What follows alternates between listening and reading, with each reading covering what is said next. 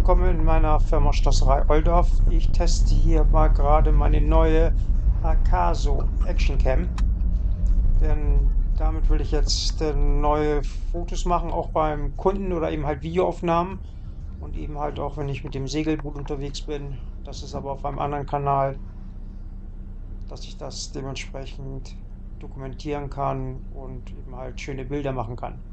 Und das hier ist ganz einfach nochmal eben ein Test, um zu sehen, wie das funktioniert. Das ist einmal die Fahrstrecke von der Feldhäuser Straße aus, von meinem Geschäft zu meinem Freund Willi in die Dr. Sasse Straße in Lienthal.